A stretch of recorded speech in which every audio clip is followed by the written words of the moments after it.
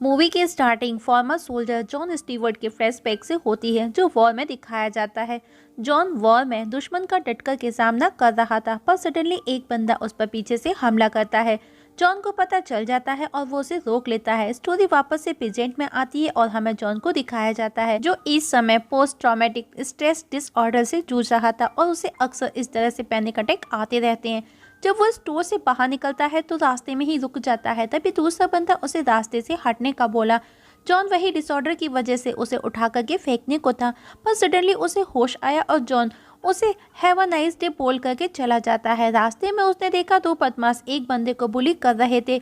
John बिना कुछ सोचे उन बदमाशों को मारने लगा। कुछ ही देर में पुलिस भी वहां आ पहुंची, पर तब तक बदमाश वहां से भाग चुके थे।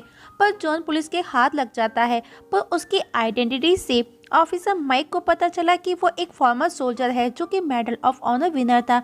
ऑफिसर कोई सोशल इशू नहीं चाहते थे, इसीलिए वो उसे जाने देते हैं। इसी बीच हमें स्पेसशिप के अंदर गार्डियन गेंट को दिखाया जाता है, जो जॉन को ही ढूंढ रहा था। वहीं जॉन जब घर में पहुंचा तो देखा आसमान से तेज रोशनी के साथ उसके घर के पास आकर के एक स्पेसशिप ब्लास्ट हो जाती है। जॉन दौड़ करके देखने आया तो वही स्पेसशिप ब्लास्ट हुआ था और वो गार्डियन बुरी तरह से घायल हो चुका था। जॉन उसे उठा करके लाया। जॉन ने देखा वो उसे जानता है, जो उसका नाम लेकर के बुला रहा था। जॉन उसको कुछ पूछता उससे पहले गार्डियन मर करके धुएं में कन्वर्ट होकर के हवा में उड़ जाता है।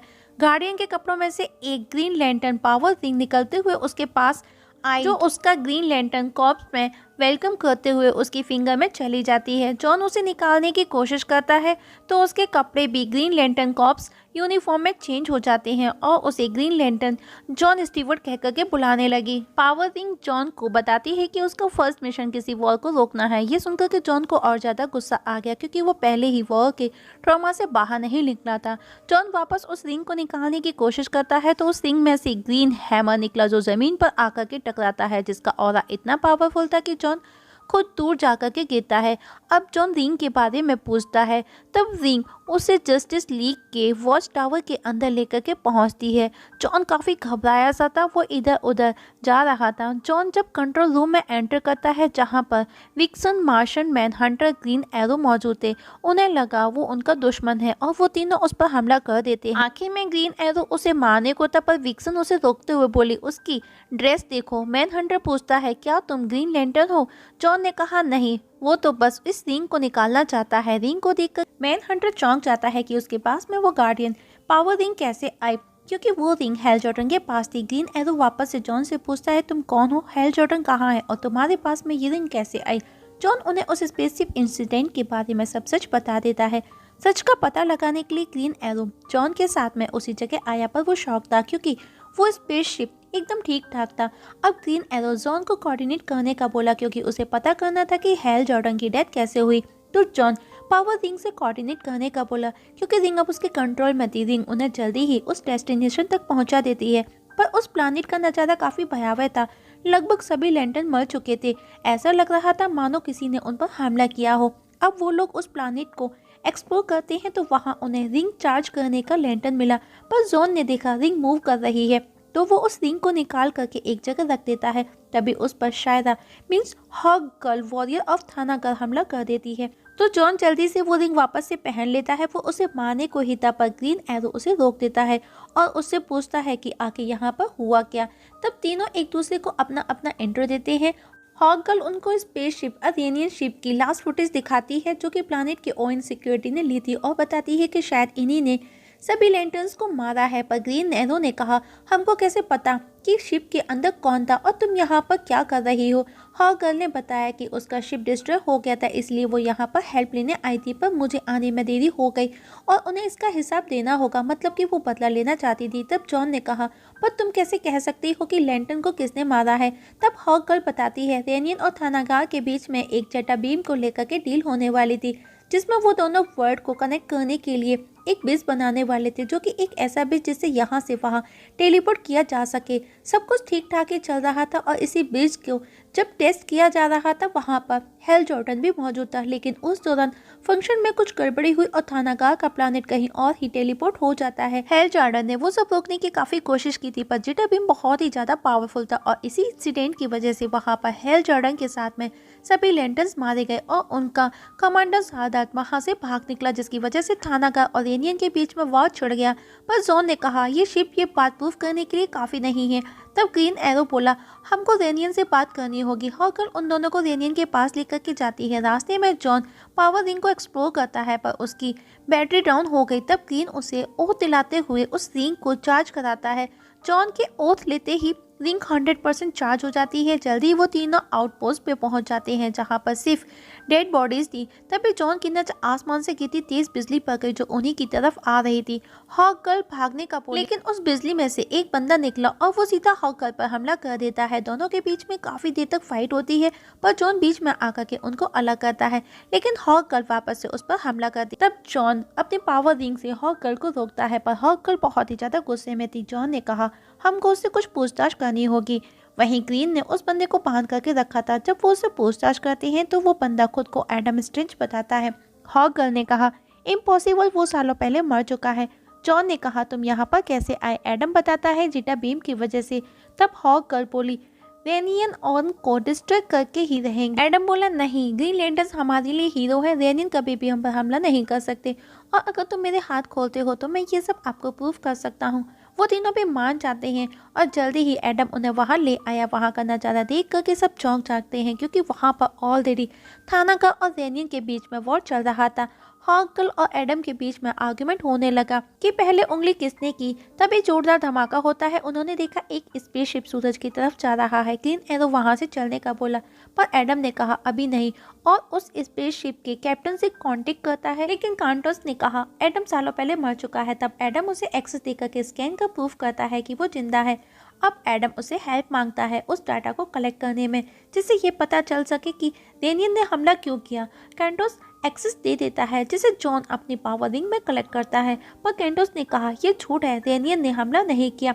हॉक गर्ल उस पर भड़क उठी, तुम झूठे हो, हमारे पास में प्रूफ है। कैंटोस ने कहा अब बहुत देर हो चुकी है, जल्दी ही सब कुछ डिस्ट्रॉय हो जाएगा। हमारे साइंटिस्ट एक ऐसा वेपन बना रहे हैं जो थानागार को कम्प्लीटली डिस्ट्रॉय कर देगा। कैंटोस एज अ कैप्टन उस स्पेसशिप के साथ में शहीद होना चाहता था, पर जॉन अपनी पावर रिंग से उसे बचा लेता है, लेकिन कैप्टन अपने शिप को दुश्मन के शिप में ले जाकर के घुसा देता है, जिससे शिप के साथ में कैंटोस भी डिस्ट्रॉय हो गया। जॉन अब वहां से चलने का बोला। एडम को उस कलेक्टेड डाटा से पता चलता है कि रेनियन ने ही ग्रीन लैंटर्न को मारा है। जॉन ने कहा कोई तो है जो ऐसी सिचुएशन पैदा कर रहा है कि थानागार और रेनियन आपस में लड़े। उन्हें वो सेंटर नजर आया जो सभी शिप्स का सेंटर था, और अब वो चारों उस सेंटर की तरफ जाने लगे और एक एस्ट्रेट में एंट्री करते हैं, पर कुछ लोगों के साथ में उनकी मुठभेड़ हुई। पर तभी एक बंदा जॉन को हिप्नोटाइज कर उससे वो रिंग लेने की कोशिश करता है, पर जल्दी ही जॉन कॉन्शियस हो गया और उसे मारने को ही था उससे पहले कोई जॉन पर गन पॉइंट कर उसकी रिंग ले लेता है और चारों को बंदी बना लेता है। जब चारों को होश आया तो जॉन वहां से निकलने की कोशिश करता है, पर वो उन रेस को टच करते ही दूर जाकर के गिरा। तभी वो बंदा वहां आ गया।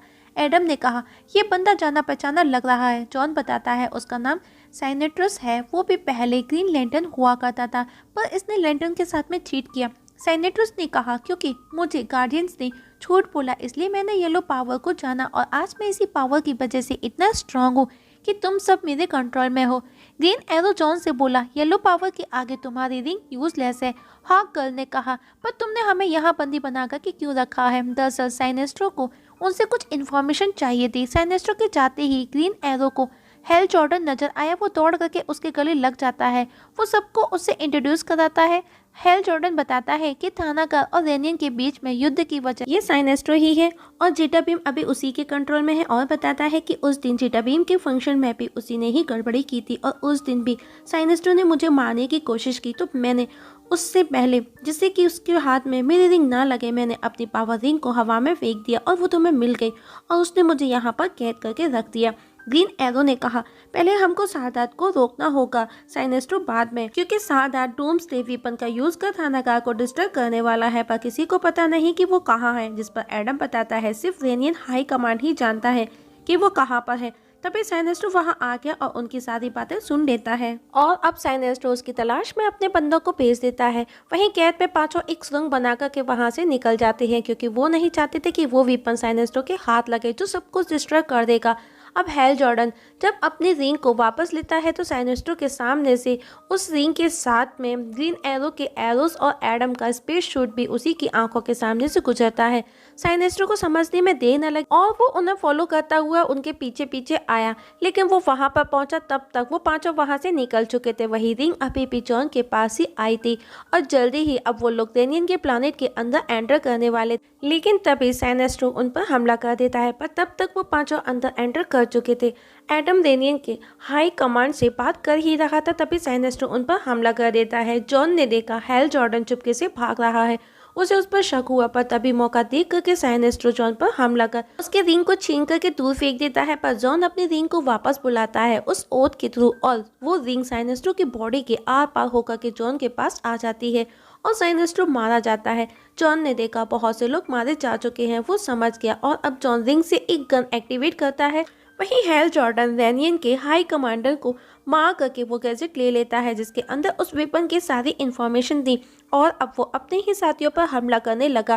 तब जॉन आकर के उस पर शूट कर उसे रोक लेता है और अब जॉन रिवील करता है कि हैल जॉर्डन सिनेस्ट्रो का मास्टर है और अब हैल जॉर्डन अपने असली रूप में आ जाता है और बताता है कि सिनेस्ट्रो ने मुझ पर एक्सपेरिमेंट करने के बाद में मेरे अंदर एलियन पैरासाइट इंसर्ट कर दिया जिसकी वजह से मैं पजेस हो गया और फिर हम दोनों ने मिलकर के तबाही मचाई और आज मैं उसी पैरासाइट की वजह से इतना पावरफुल हूँ।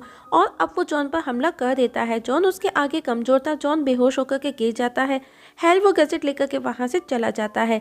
जॉन को जैसे ही होश आया वो भी हैल के पीछे जाता है और अपने साथियों को उसे रोकने का बोला, पर तब तक वो उस वेपन को स्टार्ट कर चुका था। वो जॉन को अपने साथ आने का ऑफर देता है ताकि वो उसके साथ मिलकर के एक न्यू गैलेक्सी बना सके, पर जॉन ने कहा मेरी चॉइस सिर्फ तुम्हें रोकना है और दोनों के बीच में फाइट होने लगी। वहीं बाकी के लोग उस वेपन को रोकने की कोशिश करते हैं पर वो लॉक था। तब एडम खुद उसके अंदर चला जाता है क्योंकि वही एक था जो सब कुछ डिस्ट्रॉय होने से रोक सकता था।